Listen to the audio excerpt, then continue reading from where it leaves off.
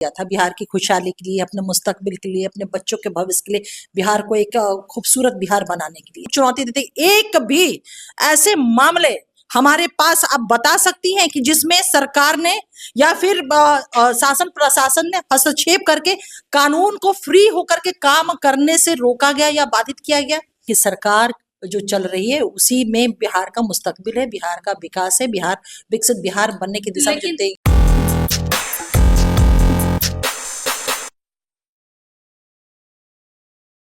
नमस्कार, आप देख रहे हैं निष्कर्ष भारत और मैं हूं आपके साथ दिव्या पांडे। हमारे साथ सीधी बातचीत करने के लिए जदयू से प्रदेश प्रवक्ता अंजुम आरा जी, इनसे ही बातचीत करेंगे। कल पुण्यतिथि श्रद्धांजलि पर नीतीश कुमार जो है ताली बजाने लगे, उसके बाद से लालू यादव की बेटी रोहिणी आचार्य ने ट्वीट करके कहा है कि जहां उन्हें पुण्यतिथि में शोक श्रद्धांजलि अर्पित करना चाहिए, वहां नीतीश कुमार की ऐसी मानसिक स्थिति हो गई है कि वो ताली बजा रहे हैं और बजवा रहे हैं। क्या कहिएगा अंजुम जी? देखिए, विपक्ष, बिहार का जो विपक्ष है ना, उसके पास कोई काम बचा नहीं है। आवाम ने किसी लायक इनको छोड़ा नहीं है। हालांकि ऐसा नहीं है, बिहार की जनता ने उन्हें विपक्ष में बैठने का मौका दिया है। विपक्ष के अपने संवैधानिक दायित्व होते हैं, कर्तव्य होते हैं, लेकिन कर्तव्य कहते किसको है, दायित्व होता क्या है, ये पार्टी या विपक्ष नहीं जानता है। 15 वर्षों तक इन जो लोग टिप्पणी कर रहे हैं ना, उनके माता पिता को 15 वर्षों तक बिहार के आवाम ने उनको मौका दिया था, मैंडेट दिया था बिहार की खुशहाली के लिए, अपने मुस्तकबिल के लिए, अपने बच्चों के भविष्य के लिए, बिहार को एक खूबसूरत बिहार बनाने के लिए। क्या हुआ? बिहार बदहाल बिहार बन गया। बिहार की पहचान राष्ट्रीय स्तर पे किस चीज के लिए हुई? अपराध के लिए हुई। और वो भी अपराध और अपराधी कौन? जो वहां के उस टाइम के जो सीएम हाउस हुआ करता था, वहां से सारी चीजें रेगुलेट हुआ करती थी। तो ये लोग जो है ना, बैठ करके केवल इस तरह का एक निगेटिव ही बातों को कर सकते हैं, क्योंकि इनके पास वो विजन ही नहीं है कि बिहार के डेवलपमेंट को लेकर के। सत्ता पक्ष तो अपना काम कर रहा है, नीतीश कुमार जी के नेतृत्व में एनडीए काम कर रही है और शानदार काम कर रही है। ये मैं प्रवक्ता हूँ इसलिए नहीं बोल रही हूँ। जनता जो परिणाम देती है ना, मैंडेट देती है, वो इस चीज को साबित करता है।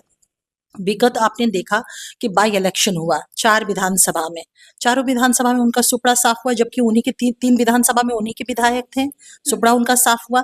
तो बिहार की जनता तो बार बार इस चीज का मैंडेट दे रही है, मैसेज दे रही है।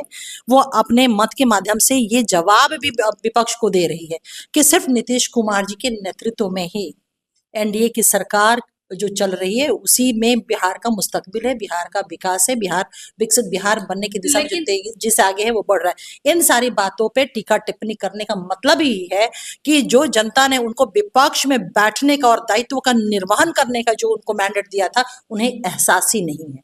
लेकिन आप तो ठीक है, आप कह दी जो कहना था, लेकिन जिस तरीके से देखा जाए तो कल नीतीश कुमार जो है श्रद्धांजलि देने के बाद ताली बजा रहे हैं, तो ताली क्या बजाना है? क्या तेजस्वी यादव भी लगातार उन पे ट्वीट कर रहे हैं कि मानसिक स्थिति उनकी खराब हो गई, अब उनसे बिहार संभल नहीं रहा, अब उन्हें इस्तीफा दे देना चाहिए। उनसे और अपेक्षा क्या किया जा सकता है? क्या अपेक्षा आप कर सकती हैं? वो तारीफ करेंगे? वो विपक्ष में है, वो भी ऐसा विपक्ष जिसको अपने दायित्व का एहसास ही नहीं है। अरे बिहार की जनता क्या मैसेज दे रही है, जिस विपक्ष को ये सलाहियत नहीं है कि दीवार पे कौन सी इबारत बिहार की 14 करोड़ की आवाम लिख रही है, उन्हें एहसास ही नहीं है। तो वैसे विपक्ष के बारे में आप क्या चर्चा करिएगा? वो बैठ करके इसी तरह की टीका टिप्पणी करेंगे ना। आप बोल रही है कि बिहार में अपराध कम हो गया है, तेजस्वी यादव के पिता माता के कार्यकाल में ज्यादा अपराध होते थे, तो अभी भी तो अपराध उतना ही हो रहा है, दिन दहाड़े गोली चल रही है, अपराध बढ़ता हुआ नजर आ रहा है। आप बोल रही है कि नहीं हो रहा है? अच्छा, एक चीज मुझे ये बताइए, अपराध शून्य समाज हो सकता है क्या? आप बोलिए यस और नो। नहीं, दिन दहाड़े हत्या हो रही है, अपराध शून्य समाज हो सकता है। आप कल्पना हो सकता है, लेकिन फिर भी हो रहा है। जो लोग भी अपराध और अपराधी हैं, उनका संरक्षण, उनका कंट्रोल कहीं से होता है क्या? जाना होता है ना जेल की सलाखों के। यहाँ कानून फ्री होकर के काम करता है ना। एक भी ऐसी चुनौती हम लोग हमेशा विपक्ष को भी देते हैं, और आप लोग भी जो सवाल करते हैं ना इस विषय पे, हम लोग चुनौती देते हैं। एक भी ऐसे मामले हमारे पास आप बता सकती हैं कि जिसमें सरकार ने या फिर शासन प्रशासन ने हस्तक्षेप करके कानून को फ्री होकर के काम करने से रोका गया या बाधित किया गया? कानून का राज का मतलब ये होता है विद्या जी कि कानून फ्री होकर के अपराध या जो जिन लोगों ने अपराध करने का दुस्साहस किया है, फ्री होकर के वो काम करे, विधि सम्मत काम करे उनके खिलाफ में।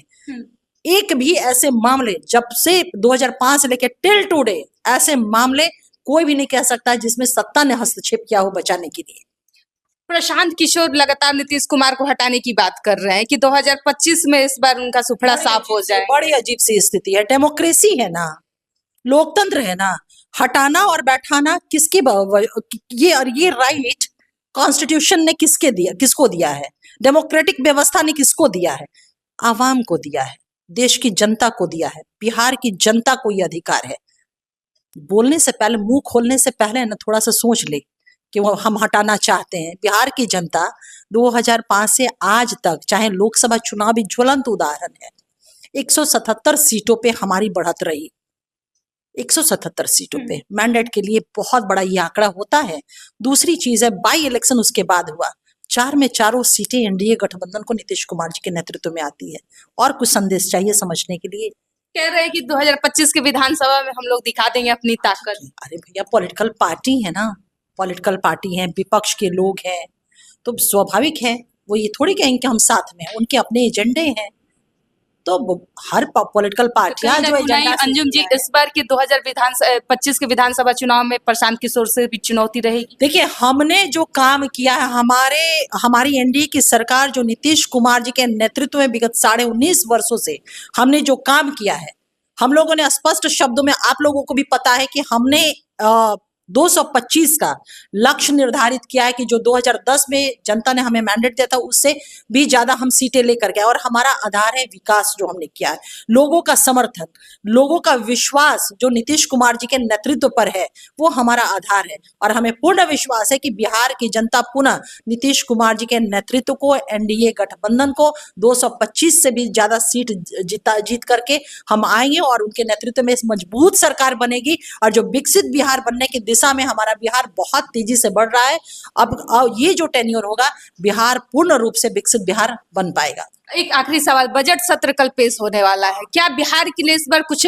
मिलेगा? बिहार क्या बजट, देखिए अब हमारे नहीं, ये हम लोग पॉलिटिकल पार्टी के प्रवक्ता है, सरकार की योजनाएं क्या है और ये कमिंग जो होने वाला है, वो जब बजट सेशन स्टार्ट होगा, हमारे ऑनरेबल फाइनेंस मिनिस्टर जब पेश करेंगे तब चीजें पटल पे होंगी, तब कुछ हम लोग बता पाएंगे। और ये कहने की जरूरत नहीं है 2005 के पहले का जो बजट आकार था बिहार का क्या था और आज बजट आकार बिहार का क्या है।